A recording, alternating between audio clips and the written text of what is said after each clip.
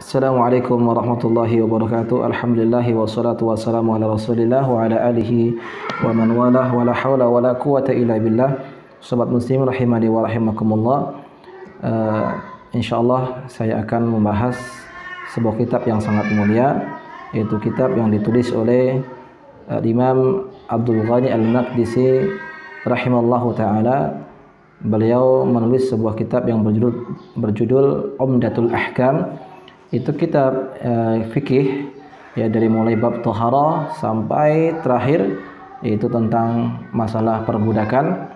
Itu semua isinya itu hadisnya berjumlah sekitar 430 hadis, yang mana di antara keistimewaan buku ini atau kitab ini adalah beliau tulis, beliau kumpulkan hanya mengambil hadis-hadis yang dikumpulkan diriwayatkan oleh Imam Bukhari dan Imam Muslim saja. Jadi ada sekitar 430 hadis. Insyaallah saya akan membahas per hadisnya atau satu dari dua hadis yang berkaitan. Adapun yang pertama, kita akan membahas hadis yang pertama. Beliau menulis dengan babnya Kitabut Thaharah.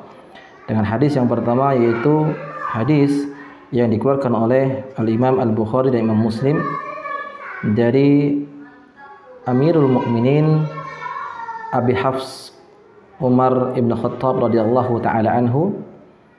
Dia mengatakan, sami'tu Rasulullah sallallahu alaihi wasallam yaqul, aku mendengar Nabi sallallahu alaihi wasallam bersabda, innamal a'malu binniyat, sesungguhnya amal itu tergantung dengan niatnya, wa innama likulli imri'in ma nawa, dan seorang itu sesuai dengan apa yang dia niatkan.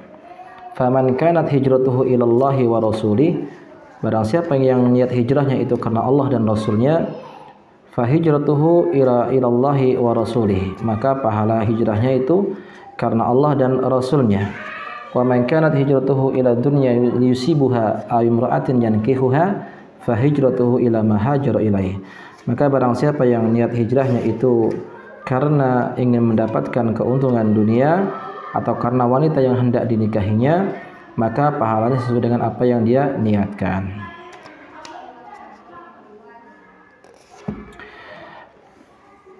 Hadis yang pertama ini, ma'asyiral muslimin, tentang pentingnya kita untuk menjaga niat.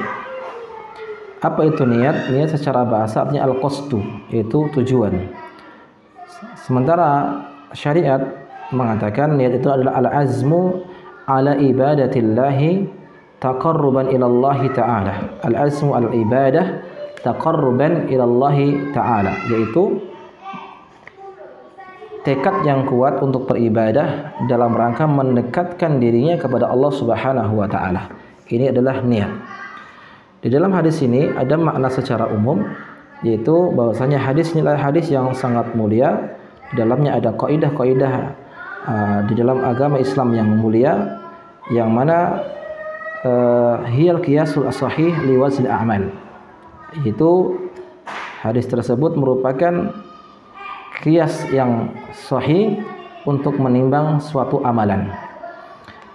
Min haitsul qabul wa adamihi, dilihat dari diterima atau tidaknya sebuah amalan itu dengan niatnya, atau dilihat dari banyak atau sedikitnya pahala, itu juga dikarenakan niatnya.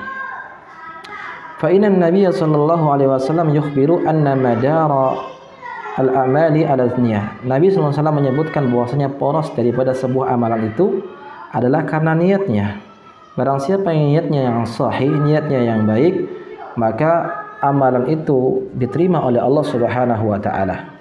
Ya, dan sebaliknya apabila dia niatnya tidak benar, bukan karena Allah, maka amal itu akan tertolak.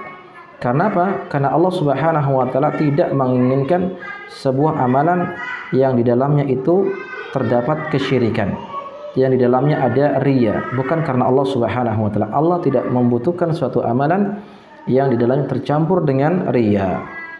Ya. Maka Nabi SAW juga menyebutkan di sini permisalan orang yang berhijrah. Itu orang yang niat hijrahnya itu karena Allah Subhanahu wa taala dan Rasulnya sallallahu alaihi wasallam, maka orang tersebut hijrahnya akan mendapatkan pahala. Sementara sebaliknya kalau dia niat hijrahnya itu untuk meraih keuntungan dunia, maka dia tidak akan mendapatkan pahala dari hijrah tersebut. Ya, terlebih lagi kalau niat hijrahnya itu atau hijrahnya dari sesuatu yang baik ke maksiat, maka dia akan mendapatkan dosa dari hijrah tersebut. Maka niat ini ma'asal muslimin rahimani wa rahimakumullah itu membedakan suatu ibadah dengan ibadah yang lain. Ya, di antara fungsi niat itu membedakan ibadah satu dengan ibadah yang lain. Ya, niat itu membedakan mana ibadah yang wajib dan mana ibadah yang sunnah. Orang masuk masjid sholat 2 rakaat di waktu subuh, ya, dengan orang yang masuk masjid ya sebelum subuh itu berbeda meskipun sama-sama 2 rakaat. Yang pertama niatnya ya karena Allah untuk sholat subuh, ataupun orang yang masuk masjid itu sebelum subuh niatnya itu adalah sholat tahiyatul masjid, maka berbeda niat yang pertama dan niat yang kedua. Atau seperti misalnya orang yang mandi, maka fungsi yang kedua niat itu adalah untuk membedakan mana kebiasaan dan mana yang ibadah. Contohnya mandi, orang yang mandi setelah dia berhubungan dengan istrinya, maka dia beribadah dalam mandi tersebut. Niatnya adalah untuk membersihkan, bersuci dari mandi besar atau bersuci janabah, ya. Maka orang seperti ini dia mendapatkan, kalau dia niatkan untuk menghilangkan najis yang ada pada badannya, maka disebut mandi janabah, ya.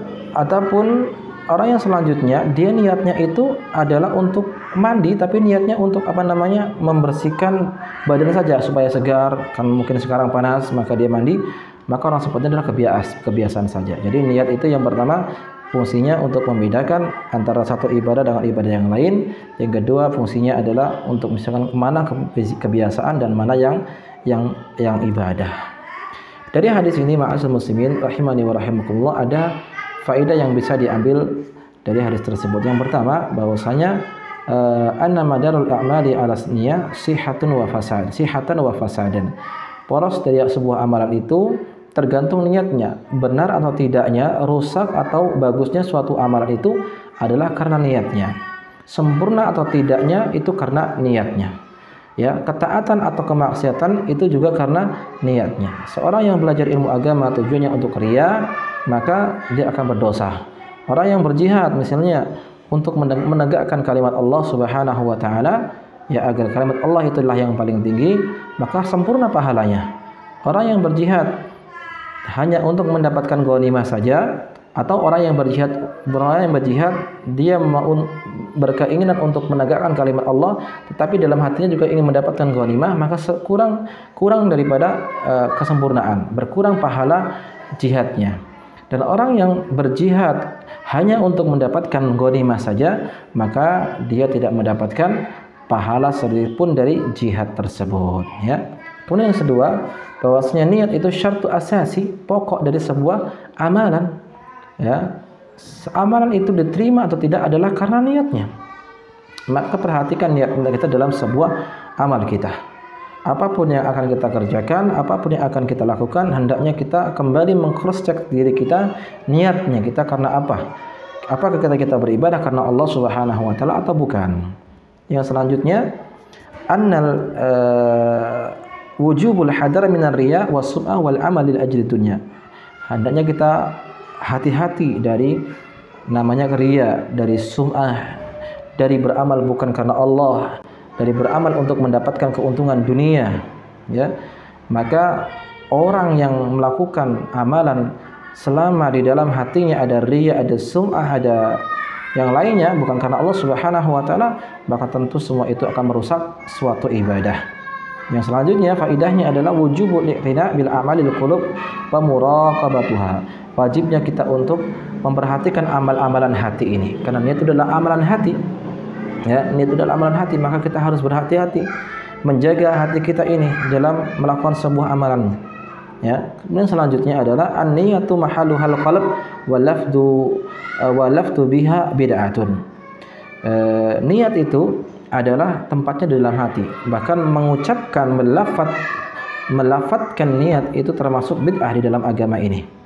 Ya, Yang selanjutnya, annal hijrata min biladil syirki ila biladil Islam min afdal ibadat. Hijrah dari negeri Islam ke negeri kafir ke negeri Islam, dari negeri kesyirikan menuju negeri tauhid, ini merupakan hal yang disyariatkan, bahkan termasuk afdalul ibadah, ya, idza qasadaha biha wajh Allah, termasuk ibadah yang mulia kalau dia meniatkan untuk Allah Subhanahu wa taala. Ini pembahasan hadis yang pertama tentang niat, ya.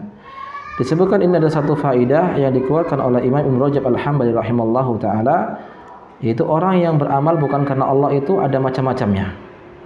Yang pertama, kalau dia beramal memang niatnya murni bukan karena Allah Subhanahu wa taala, tentu orang seperti ini tanpa keraguan sama sekali, orang seperti ini tidak akan mendapatkan pahala sama sekali. Bahkan mungkin orang seperti ini dia akan berdosa karena niatnya bukan karena Allah Subhanahu wa taala.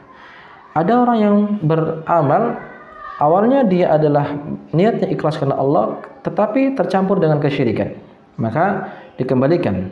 Kalau dia tetap di dalam keadaan ikhlas, berusaha untuk melawan riyanya, maka dia akan mendapatkan pahala daripada ibadahnya. Tetapi sebaliknya, kalau dia mengikuti riya tersebut, maka ibadah tersebut akan rusak, akan batal. Ya, ini diantara perkataan ulama yang menyebutkan bahwasanya apabila suatu amalan itu tercampur dengan perbuatan riya bukan karena Allah Subhanahu wa taala. Jadi dilihat dari niat tersebut. Kalau niatnya memang dari awal itu sudah tidak karena Allah, maka tidak akan mendapatkan pahala sama sekali. Tapi kalau dia niatnya karena Allah, kemudian ada tercampur dengan kesyirikan, namun dia berusaha untuk melawannya sampai dia selesai dari ibadah, dia tetap di atas keikhlasan kepada Allah, maka dia akan memperoleh pahala. Tapi kalau dia mengikuti hawa nafsunya, mengikuti riya tersebut atau sum'ahnya, maka dia akan berdosa.